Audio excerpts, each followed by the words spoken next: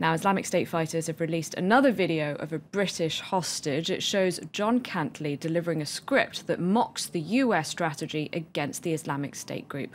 For more on this, I'm joined by Wasim Nasr, France 24's jihadi expert. Wasim, this is the third video of John Cantlie. How is it different? It's a real switch or a real step forward, if we can say so, in the communication of the Islamic State group or any jihadi organization as a whole. Because actually it's, yes, the third video. The first was a kind of trailer announcing that there would be 7 videos which are going to explain the philosophy, between brackets, and the political aims of the Islamic State. So in the first video, Cantlie, which is a British hostage, a journalist, addressed the United States, criticizing Obama's political agenda in the region, claiming that the states are going into a third war in the Gulf. And the second, it was the same, but it was more specific on the U.S. aims in Syria, like arming rebels, and which is, for him, it's not going to work. But what's to point out in all these videos is the absence of violence. So the target market, if we may say so, is really the public opinion. And Cantlie makes reference, for example, or quotes people from the intelligence community in the States.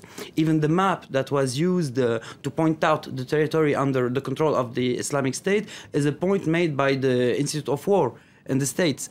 And they even quoted people like Peter Baker from the New York Times. So very little reference, religious references, very little violence, or not of violence at all, which makes the target market more eager to watch these videos till the end, because a video of violence, people might stop watching after a few seconds. Or in this case, people will watch till the end, most probably, and people will wait the next video to see what they have to say.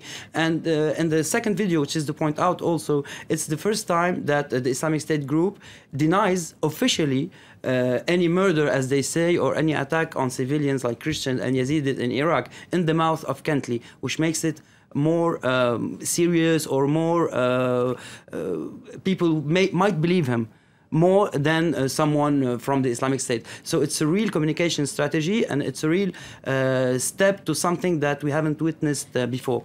But is it likely to change public opinion, do you think? I don't know if it's going to change public opinion, but one more time, people will listen, and something from this will stay.